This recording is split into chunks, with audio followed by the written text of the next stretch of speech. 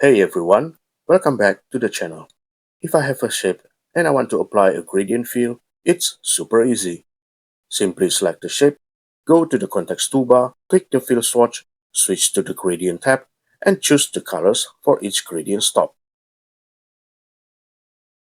I can also add more color stops in between to create more color variations.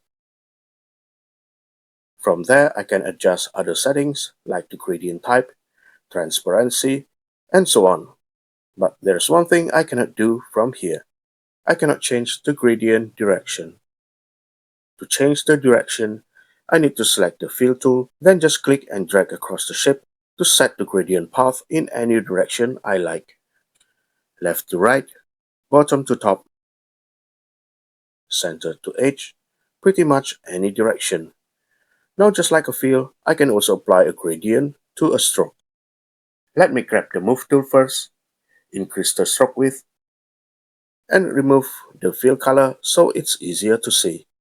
Now I'll click the stroke swatch, go to the gradient tab, and adjust the colors however I like. But again, there's no option here to change the gradient direction. Even if I select the fill tool and drag, it still affects the fill, not the stroke. But it's actually very simple to control the gradient direction on a stroke. With the fill tool selected, go up to the context toolbar, then in the context drop-down menu, switch from fill to stroke. Now when I drag across the stroke, I'm controlling its gradient direction. I can drag from bottom to top, left to right, or from the center outward. And it works perfectly.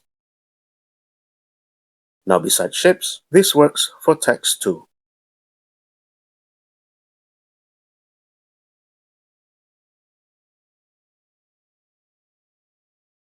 And that's how you set the gradient direction on strokes in Affinity. If you found this helpful, don't forget to like, share, and subscribe for more tutorials. Thanks for watching, and I'll see you in the next video. Bye!